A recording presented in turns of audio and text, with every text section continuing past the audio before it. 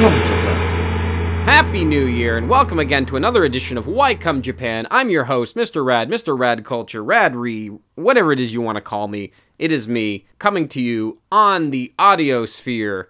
I can't really say internet or in the flesh because I'm not actually, you're just listening to me. So, how's it going, guys? I know it's been a while since the last Welcome Japan episode. Actually, today's episode is with Miss Mimei. I recorded this episode on February 11th, 2017. So I'm pretty much coming up on my 1-year anniversary. Yeah, so I should probably explain what's been going on, what's been happening. I don't want this to always be like the apology hour, but it is. I do like to talk about these interviews and the post-mortem, so you just have a little background, a little setup, so to say. Which brings me to my 2018 goals. Well, I guess, I don't know, my goals were kind of forced upon me this year due to some man named Logan Jones. He went to some place here in Japan, and he thought it would be cool to take a picture or a video of, like, somebody in a forest. I'm not exactly sure what they did, but maybe you could tell me what that is that brave young man did when he came to Japan and he did that thing in that woods. And long story short is, maybe you've heard, YouTube is killing a lot of partnerships nowadays, because if you don't make X amount of views and X amount of subscribers, you're gone. Which means for 2018, I really have to set new goals, all thanks to YouTube.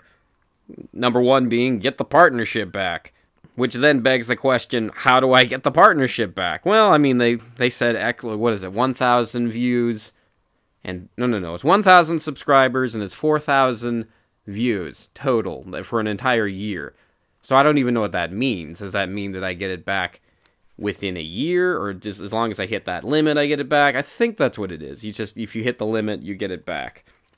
So therefore, before February 20th, 2018, the time when they've said they're going to take away these older partnerships away and then grandfather clause all the other partnerships into their system, I'm going to have to deal with no thumbnails, no longer videos, and no monetization. But I never really used monetization. For me, partnership was never about the monetization. It was always about the longer videos, the more privileges you had. So I'm going to be busting my ass to try to get out each of these Welcome Japan episodes. I've got at least 5 more that I still need to edit and put up there. Then I'm also going to try to put up some of my movies, like The Republican and Daikonashi stuff I've been trying to hold back and save and put out at a certain time. But now I don't really have time because I don't have the extra, I don't know, let's say the movie comes out to about 20 minutes or 30 minutes. I can't upload it. So I have to do this now before February 2018, because that's basically the whole reason why I love this partnership, because I thought it would always be around. And finally, I made a Setsubun video that was supposed to come out last year, but I'm going to release it this year. It's pretty much already done.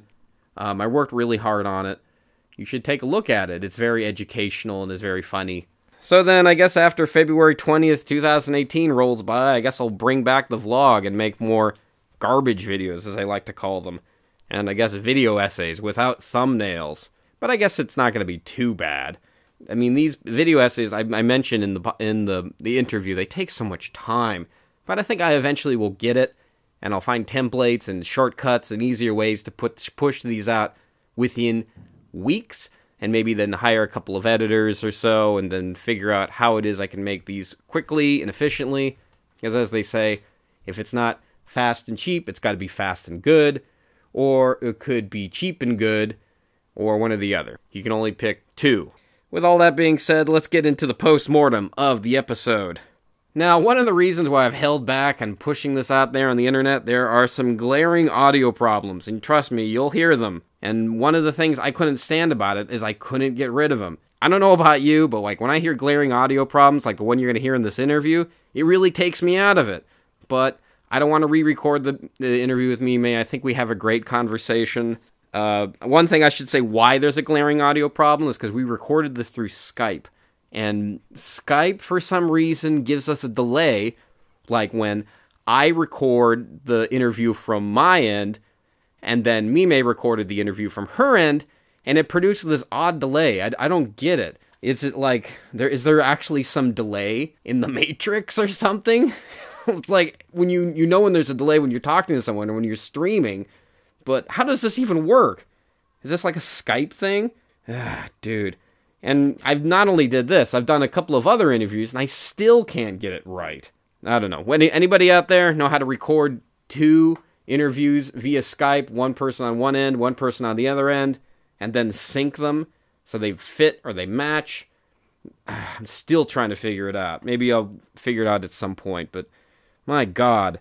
It was just one of those things. Every time I'd open it, I didn't want to go through with all of it because like I couldn't figure it out. So I'd like go through these tutorials, go to one of those videos where the guy's like, "Hey guys, it's Blind Skater 1985, and today I'm going to show you how to use Premiere to get rid of sound audio problems." And then you're like, "No, that's not what I'm looking for." And then you look for another one, and it's the same thing where it's, "Hey guys, it's Naked Man 85, and I want you to subscribe to my channel and support us on Patreon because I don't make these videos just for free." And it's like, Jesus Christ, get to the fucking content. And then when they do, you get to that point where they're like, "Okay, so first you open a Premiere." And then you wait this long time while you're waiting for them to open Premiere. And then they're opening Premiere, and you're like, "Okay, move on." It's just, it's like I watch these tutorials, I just don't have the freaking patience, I don't know. Maybe you'd think that somebody like me, who likes editing, who likes making videos or film, you would have enough patience for something like that. Anyway, enough excuses. That's the reason why it hasn't been up. And one thing that's been great about listening to the interview again, I really enjoyed it, and it felt therapeutic in a way to really just finish it. So I'm probably I guess I'm going to have to with these 2 films, Daikonashi and The Republican, and push those up on there as quickly as I can. I'm probably going to lose a lot of sleep this upcoming month and next month, but it'll be worth it, I'm sure. Because I'm not sure when I'm going to be able to get back at that level, because that took me a while. I mean, well, maybe not that long, maybe it was only a year, but like the plans that I want to do, I'm not even sure half of this stuff's going to work. So, therefore, please enjoy my recording with Mimei and myself. Okay, so I have no memory onto how it is we've met, like, in real life. Yeah, I remember, we hung out a bunch of times when I first moved to Tokyo. Oh, okay. Do you not? You were saying you don't remember me? Oh, my heart's broken. No, I remember. It's just, I don't remember, small instances or... I don't know. I had to really think when I was writing these questions last night. Because, I don't know, that's the polite thing to do, or at least during interviews. You're supposed to, research the person, but you're about to interview. Oh, yeah. No, I mean, we kind of fell out of touch, quite a while back. But when I first moved to Tokyo, I remember hanging out a bunch of times. Okay. The last time I remember meeting up with you in real life was, the day before the... No. That's not it. It was we met the day before the earthquake. Do you remember that? Yeah, man. Back in 2011. 2011, yeah. Dude, and then everything kind of got a bit shook up for everyone, I think, around that time. Yeah, it felt like 2 years had passed after that day. Yeah. Gosh. I'd almost forgotten that. But Did you ended up going back to America for a while or something, right? I don't think... I went to Fukuoka. That's what I did. Ah, okay, yeah. Just for a small vacation. Everybody thought I was scared shitless or something of the earthquake. But I don't know, I had all this time off from school, so I had nothing to do. Oh yeah, everything was a bit topsy-turvy at that point. So, after this point, we kind of lost touch, and then I want to say your YouTube channel kind of exploded in popularity. Can I say that? I don't think it ever really exploded. I think it was a real hard slog and a slow kind of thing. I've never had a time where it's grown exponentially. Mm-hmm. Unlike, some people have a viral video and just take off. I don't think that ever really happened to me, but I did work really hard at it, so. What I saw from watching you on YouTube is that the moment you met Duncan and there's another guy, I can't remember his name. That's when I think your the view count or, your popularity kind of rose a bit, at least in my opinion. Do you agree with that? Well, I'm sure that I don't know, at the time that I met Duncan and we made a few videos maybe, I think, but I think he just had his English channel. Mm-hmm. That was before he had the PDR Sun channel. Right. Yeah, I definitely think it brought me a certain type of attention. I don't know if it's the kind of attention you want necessarily, because a lot of people were pretty upset, you know, that I was Duncan's girlfriend. Really? Okay. Yeah, I mean, I guess I don't know. It was a tough time for a while there because I was getting like half dislikes. Really? People would, you know, when people get upset, they'll say some of the most really hurtful things, and that was.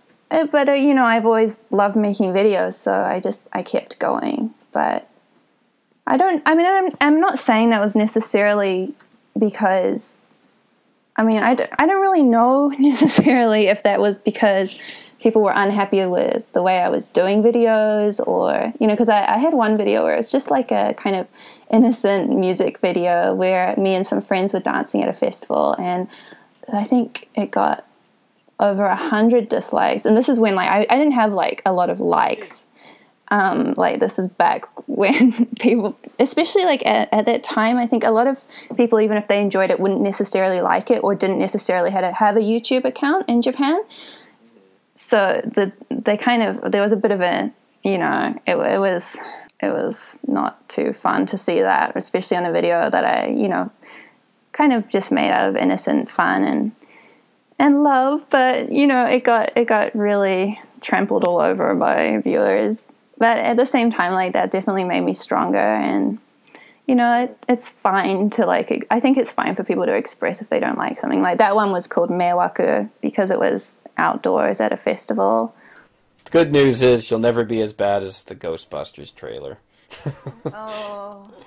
You'll never, I don't know, I think that'd have to be some kind of achievement if you could get that many dislikes. I don't know. People will remember it. So. How many dislikes did they get on the Ghostbusters trailer? I could check it out. I'm kind of curious about the number.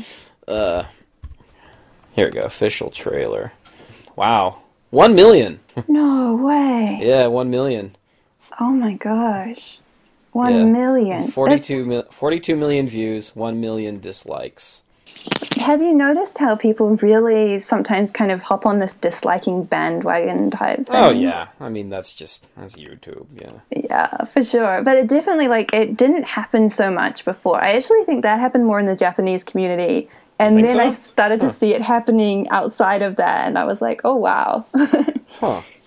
That's interesting. Well, I guess, I don't know, that makes sense, because sometimes you see, like, these, like, idol groups or idol girls or something, and then, like, they start dating somebody, and then they start receiving all this hate or something. Yeah, I don't get it. You know, like, they're human beings, you know? I feel sorry for a lot of those girls. That's a really tough industry.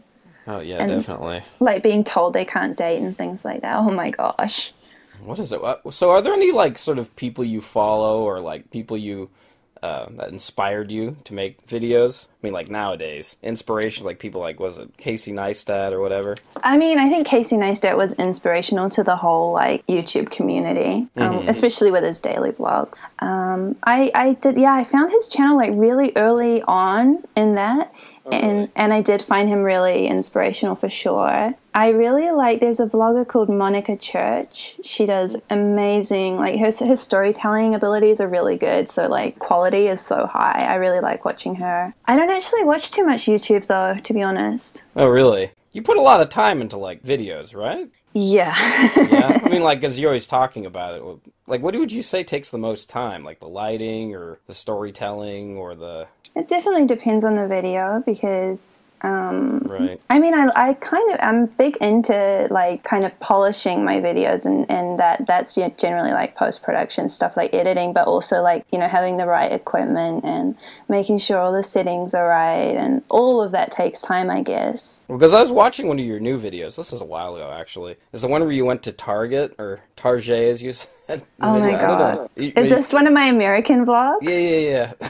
Oh, I'm so glad you like that, because, like, some of those just, like, went down so bad. Yeah. I don't know, because I was thinking, like, how could you take something so mundane or boring as going into a store and buying stuff and making it interesting? Oh, Target, man. The place to be. Well, you went there during, like, 4th of July weekend, right? Yeah, you know, just before. I missed 4th of July. Like, why didn't I think of that when I was in the States, that I should have stayed for 4th of July? But I didn't, and I missed it. But I got to see Tajay. Well, I mean, I loved all the snarky comments, like you're saying about how American everything was? It was actually so American, though. Was there any, like, pre-writing that went into that, or was it all just spontaneous? I think there was some probably, like, a little bit of thought put into there, but mostly spontaneous. Because, I mean, like, Mimei is where I just put up vlogs, so I don't think as much about them as I do about, like, a scripted video or whatever. It was like, you know, America. I'm a Kiwi, so... Right. But it is a different world to me. So I think I can bring that to a video about it. Well, you've been there before, though, right? I have, yeah. But, I mean, still, Tajay, pretty epic. I mean, I don't know. Do you ever talk about your past and, like you said you were, like, in a band or something a long time ago? Or were you Oh, no. I wasn't in a band. I wish. Okay. I want to live that life. No.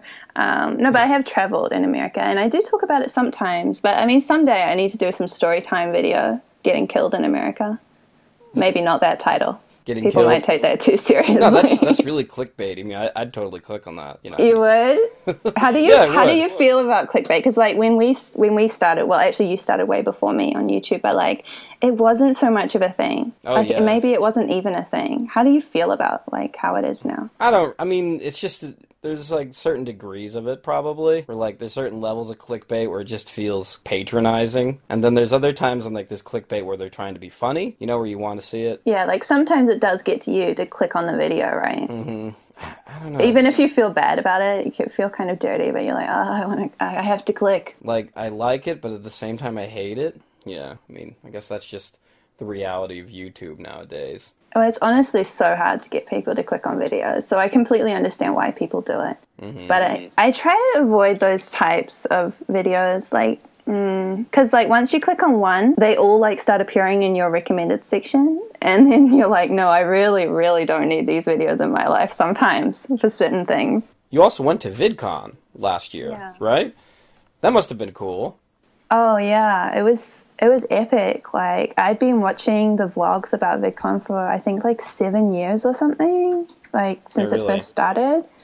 Or is it even longer than that? I'm not sure exactly how many years, but many years. And then being able to like see what it's like and how big the community is now, because you know YouTube is like so big now. You think it's oversaturated now, or not over? I guess that's being negative, but I mean it's a lot bigger than it used to be, I guess. Well, you can't even really compare it anymore. So, like, when you started was a different world, I think, like YouTube was. Yeah, no, I don't know. I think maybe that's one of the reasons why I gave up. It's that I just got tired of it being a job or something. I don't know. Yeah, I think that's normal, you know. And I think it's a lot of work. Like, video content is a huge amount of work. Definitely. It really can feel like a job if you're not super into it, or, you know, if you feel like you have to do it a certain way or something like that. Mm-hmm. What did you say that keeps your YouTube stamina? I think at the end of the day, if you don't enjoy it, you won't keep doing it, basically. Right? I think that's basically it. And I know everyone says it, but you have to really love doing it. Otherwise, you're going to either burn out or you're going to start just like copying people a lot, and then you kind of lose yourself. I think a lot of people lose themselves when they're doing YouTube. Like, it's so easy. I get a lot of people, like a lot of YouTubers, they just stop answering comments after a certain point. Do you read all of your comments? It's like, it would be impossible to, I think, to do. Like, I do know people who have huge followings who, you know, still read or try to read everything, but imagine how many hours a day that would be. Like, as much as I would love to be able to do it, that would be quite a lot. That would be a lot. But I do try and read as much as possible. I guess I just love creating stuff at the end of the day. That's it, basically. I know you're the same, because like you've got all your film stuff and this podcast. Like, why do you do the podcast? Well, I was actually a previous podcast where I mentioned this, but yeah, I mostly just started a podcast because I like listening to podcasts, and I got tired of watching people do vlogs where they're just sitting in a room and talking to a camera. So I felt like most of it's just audio. So if I could just have I like, you know, watching these long videos or listening to these long videos, but I never watched them. So I just got to a point where I was saying, what's the point? I've always noticed that. Like, I always feel like if you're not giving people something to look at and you're just talking, like, it's like a podcast, right? You don't have to look at it, you can just listen to it. So I always kind of keep that in mind with videos. Like if there's nothing visual on the screen that people would be interested in, then it's kind of turning into a podcast in a way.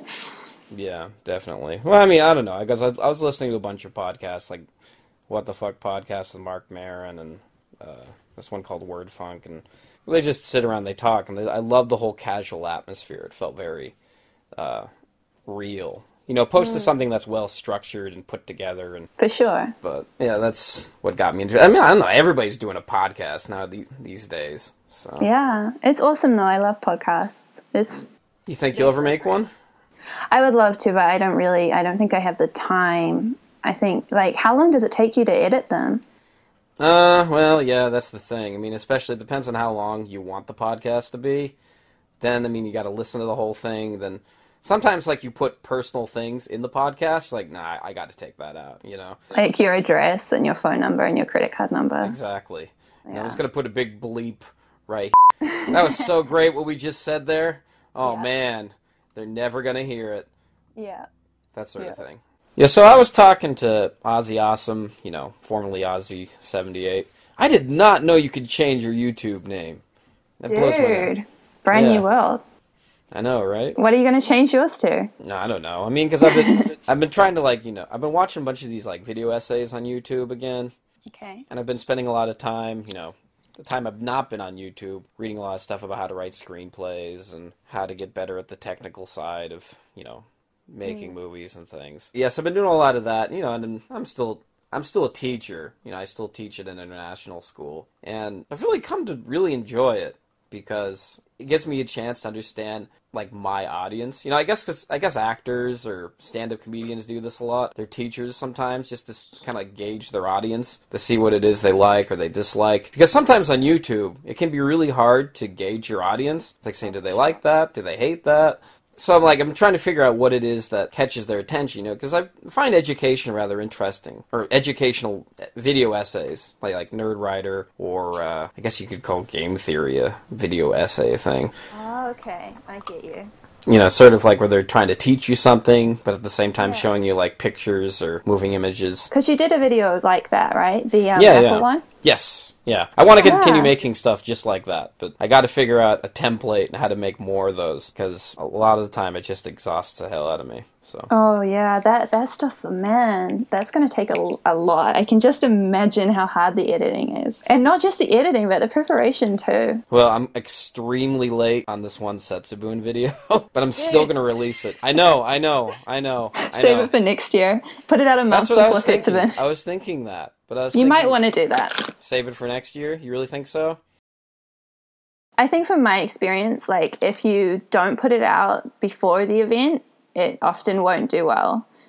Just from my experience. Like, and it's kind of a bummer if you work really hard on something and then you put it out and it happens. I'm thinking about it. I don't know. Because I feel like I'd really feel depressed if I didn't upload it. Okay, you're probably then right. You should do it. Yeah, because I was working on a Christmas one, and then that one I had stuff to do because I was back home in America and I didn't have time for it. So I said, I'll save it for next year. I mean, it's really entertaining. It's a lot of fun. I mean, it's the only thing that kind of drives me to make YouTube videos anymore. You should just release it then. Just put it out. Put it out into the world. Release it. Free it. Free it into the world like a pigeon. Sorry, I just called your video a pigeon. You should. No, it's fine. I don't care. You can call my videos pigeons too. It's all right. Pigeon squad. Is there a negative connotation with pigeons? I don't know. No, of course not. But you need to check out Adrian Bliss's videos. Have you seen his series Vlogvember? No. It's just hilarious. Like, oh my god. Basically, like, kind of making fun of daily vlogging. And it's just so funny. And every time he sees a pigeon, he points at it and says ugly. Oh. It's hilarious. Well, at least I find it hilarious. All right, I'll take your word for it. You're going to have to watch it and tell me how you feel about it. All right. Done. What's the guy's name again? Adrian. Well, I'm going to listen to this again anyway. Adrian Bliss. Adrian Bliss? Can I like not enunciate words? Yeah. Adrian Bliss. I'll send it to you in a message. Great. Fascinating for the podcast, but. Yeah, especially for an audio show. I know, right? They can just see me typing this message right now. What's the future of your or ultimate goal behind making all this YouTube stuff? Would you say you have a goal or something that drives you every day? A goal. I wouldn't say that I'm like looking to get a book deal or anything like that. So perhaps I don't have a goal. I just really enjoy creating video content. Mm-hmm. Well, if you made a Kickstarter and you had a book or something, I'd totally buy it. Just let you know. No way. That's so sweet. Aw. Well, I don't know. What would my book be about? What's her name? It needs to be like a clickbait book. Grace from Texan in Tokyo or Texas, Tokyo. Texan in Tokyo, There you go. Thank you. I can't get my prepositions today. She made a book, and she had a pretty successful Kickstarter. Oh, yeah, she's done like 3 comic books, right? Yeah, and she's... So I think if she can do it, you can definitely do it. I can't draw, though. Like, it would be a disaster. It would be stick figures. Like, my life in Japan in stick figures. Should I do it? Well, maybe you could probably give it to, like, an artist or something, and they can draw it for you. There you go. Isn't that, I think that's what they do in that, what's that movie? American Splendor, where they asked this guy named Harvey Pekar, and he just draws these stick figures, and he sent them to one of his friends who was a cartoonist, and he turned it into a comic book series. Whoa. I've never heard of that before, but it sounds amazing. Yeah, I don't know. It's an interesting small little movie, but I mean, watch it if you get time. I mean, I would highly recommend it. Oh, really? Yeah. Well, in that case, I like the idea, though. The premise is really cool. It seems like a lot of the stuff you do nowadays is... Because you have 2 channels. Mimei Land's just for spare-of-the-moment kind of videos. Is that right? Can I say that? For English content, mainly. Oh, okay. That makes sense. Yeah. Okay. Does that help separating them like that? I mean, I think so, because I think if you are speaking Japanese on one channel, first of all, like, a lot of people... English speakers feel uncomfortable with me speaking Japanese, so they don't like listening to it, and I'll get a lot of comments about that. So it's kind of nice to have a place to say, like, if you don't enjoy listening to me speak Japanese, or you don't enjoy reading subtitles, or you're not about this, yeah, go over to the other channel, and it's more of a slice of life channel. But if you especially since I have Japanese viewers who do really want to see that Japanese content, so it's good for them to know that they can get the Japanese content as well. Would you say that you have more Japanese followers than, I don't know, Gaijin followers? Because I swear most of my followers, or at least when I started out, it was all foreigners. I think probably have more Japanese followers. I don't really pay that much attention, to analytics and stuff, but my main audience is probably from Japan, yeah. Okay. Well, I mean, I see that you do lots of interviews on your channel and everything. I mean, that's got to... Yeah. Every interview's got to bring in, like, a fan base or something. People really enjoy those, yeah. Mm-hmm. I guess something good for this podcast. Now, you've met, what's her name? I always mispronounce her name. Kyari Pyampu Pyampu, right? Kyari Pyampu Pyampu, yeah. I interviewed her for Tokyo Girls Collection. Oh, okay. Thoughts? Oh, my God. She is so nice. She's like, so nice. Like, it was like the longest interview I did. I was only supposed to keep the the models and the entertainers for like a few minutes, and I was only supposed to ask them a few questions, but it was Kyari, and I was like, I'm so in love with her, and I was just like, I just kept her there for so long, and she didn't even like complain. She was such a good sport. She was so lovely, like absolute hero. I love her so much. Just amazing. And also, I was supposed to interview Laura, who's like one of my favorite models. I love her so much. And I didn't get to because she basically kind of just came and left really quickly. She's probably like super busy. But I did get to stand like a meter away from her. Oh, you got to stamp? What was stand, that mean? Stand, okay. Standing right near her. You have to yell, I'm hard of hearing now. She was right there. Yeah. She was right there. Yeah. It was amazing. Did you snap a picture, or you couldn't do that? No, I didn't. I probably should have, but she was busy. She was doing hair and makeup and stuff, and it's probably not a good idea to get in someone's way when they're getting ready for a runway show. No, I just kind of cherished that moment. Was that like one of the first, like, have you met a lot of famous people before? I guess so. Yeah. I've had a lot of good opportunities, I guess, to like those interviews. There were a lot of very famous models there, and it was actually really hard for me because I had to do so much preparation. There were a lot of people I wasn't too familiar with, but Right. I had to like learn a lot. Like there were some celebrities from like Terrace House, and I'd never watched it, and I didn't really know what it was, and I was like, oh gosh, I had to research so hard, like, and it was really hard, like doing that in Japanese too. Like it was a very high stress situation. Oh, really?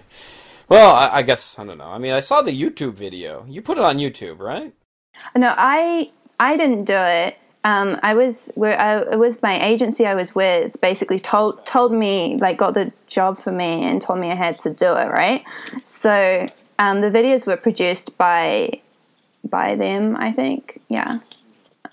So that's why it was like so high stress. It's like it wasn't really something I've ever kind of wanted to dive into myself. So it was very like difficult for me, especially like as an introvert. Right. Well, I mean, I don't know. When while I was watching it, I felt like, wow, she's relatively calm for talking to, you know, like a celebrity. I'd be like losing my mind, you know. But I don't know. Or I'd be nervous or something. Were you nervous at all? Yeah, I was really nervous, but like I don't really. I guess my attitude towards people is that they're just people, like whether or not they've achieved amazing things. Like it can definitely like bowl you over. Like sometimes you meet someone and you're not expecting to react like you do, and then you're like, just, you know, it affects you and you're like, you know, so kind of nervous or overwhelmed by the experience and seeing them like in the flesh but I went into that knowing I was going to be interviewing a certain list of people, so it was a little bit easier to prepare myself, I think. But Kyari definitely. Like after that, I was just like, whoa. Right. Well, because like when I was working at Robot Restaurant for a little while. Wow, that's a really neat job. What was it like? No, I didn't. It was all right. I mean, I don't know. It's like I quit because it was just. Or I guess I didn't quit. I was quit/fired, or I guess I didn't show up to work anymore. Oh my gosh. So what? I wasn't fired. I guess nobody fired me. I don't know. No, you have to title this one like "Fired from the Robot Restaurant in Japan." Yeah, right. Tell that story. What happened? Why did you stop going to work? Oh, it's just too much manual labor. A lot of it was just like, I mean, I'm getting the experience speaking Japanese, you know, learning how a Japanese company works, that sort of thing, and you know what it's like to work in a establishment that's run by a Yakuza. I don't know if I can say that, but I'll say it. Oh my god, beep. Yeah, right? But I'll say it anyway. Well, it is in Shinjuku, like Nichome, right? Yeah, it's in Nichome. I mean, the guy who owns the place, he also owns like Manboo. You know Manboo, the Yahoo Internet Cafe? Oh, okay. If you see anything that's bright and shiny and really noisy, there's a good chance they're probably owned by him. Okay. Man, I can't remember his name. I don't know. Like this guy who owns the place. Yeah, he really, like, I don't know. I met him a few times. Well, I mean, one time, what is it? He always drives up in, like, his long stretch limo, this big pink limo. You know, he has, like, 30 girls walk with him, like, into Robot Restaurant every time. And he always hates people pointing him out. Like, they pay us to, like, saying, don't let anybody talk to him. What? But he's got, crazy. Like, this entourage and the pink limo? Yeah, exactly. Dude. Yeah, I don't know. And, like, I'd always have to tell people, like, I don't know who that is. Like, some people, like, run up to him, like, try to take a picture, and you get really angry and things like that. But have you been to Robot Restaurant? Nah, that's, no? like... Okay. It looks migraine-inducing, to be honest. Well, I don't know. Some people would actually, they'd demand their money back because they feel too claustrophobic because it all takes place downstairs. And then I couldn't give it to them. And then, you know, sometimes I get a lot of these, like, American customers expecting everything is like America. And, like, they say, I want to talk to the manager. I'm going to get my money back. And I'm like, dude, you're in Kabukicho. You're not going to get your money back. Like, I don't care how much stuff you slam or how angry you get. But, yeah. That sounds very confrontational. Oh, it gets really confrontational. It got annoying. So that's one reason why I quit. It's just you get tired of the people. Oh. Well, I mean, I don't know. It's not everybody's bad. I mean, one thing I really liked about it was just that you sort of understand that not everybody's an asshole. You know, you think, you know, like being on the internet all the time, you think, man, there's so many negative comments, so many bad people. But in real life, everybody's relatively friendly. It's always good to get a taste of real life once in a while because definitely, like, looking at internet comments can skew your perception of what people are like. Yeah, right. I mean, we're just reading any political article or something, and then scrolling just down Twitter. to the comments. And Twitter, too, yeah. For fuck's sake. Just scroll through those replies and be like, oh my gosh, what is the world?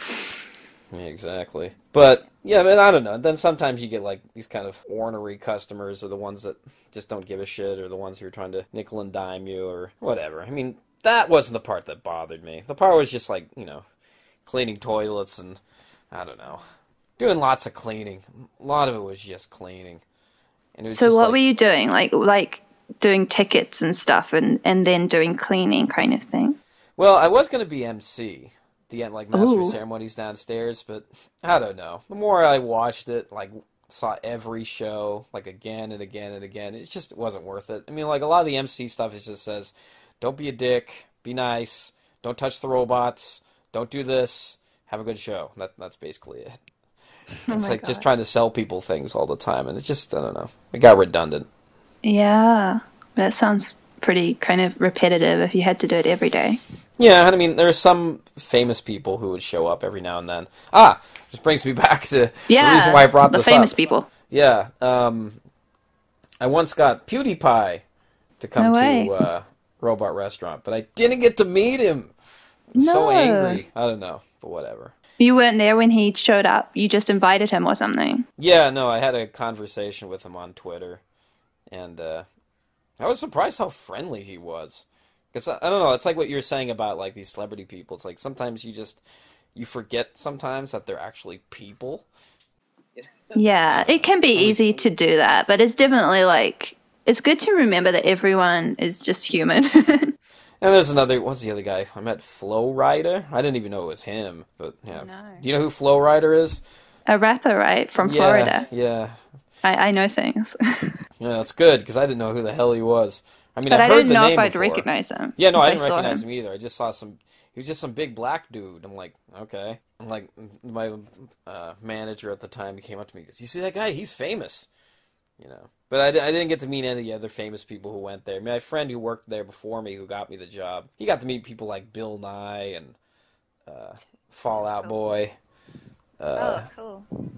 Man, I tried to go to their show last time they were in Japan, and I missed out on tickets. I was so disappointed.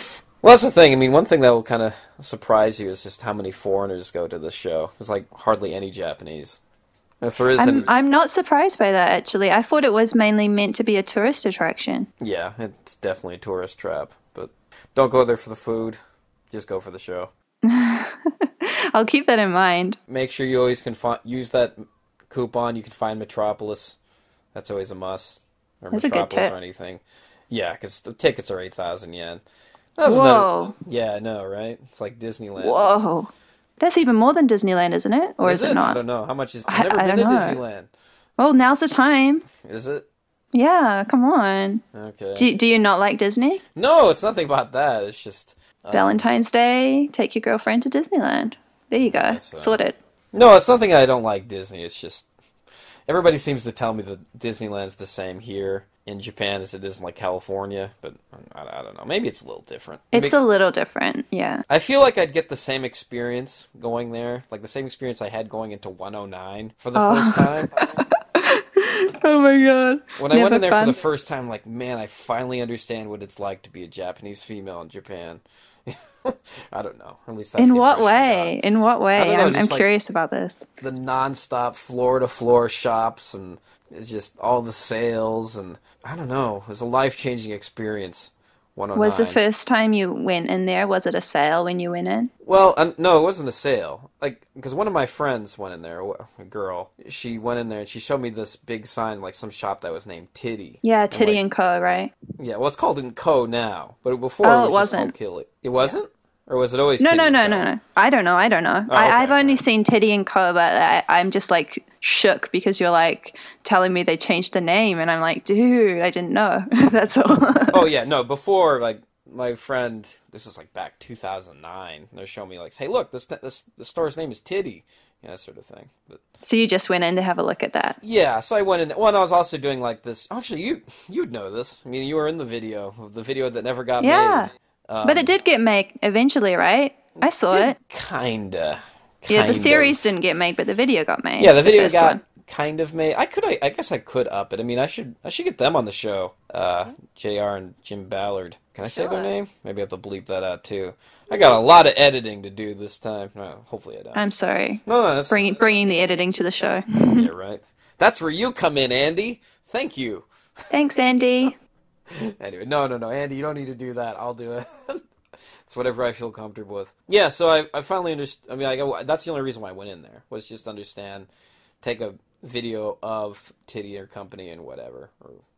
Yeah, because you've got to take that photo or that video, like, if you're coming to Japan, for sure. Right, exactly. I don't know. That's definitely, like, if you're a tourist and if you're coming to Tokyo, that's definitely a must. I mean, just to look around. You don't have to buy anything. Yeah, 109 is pretty overwhelming, I think. Like, it can be anyway, especially at sales. Like, yeah.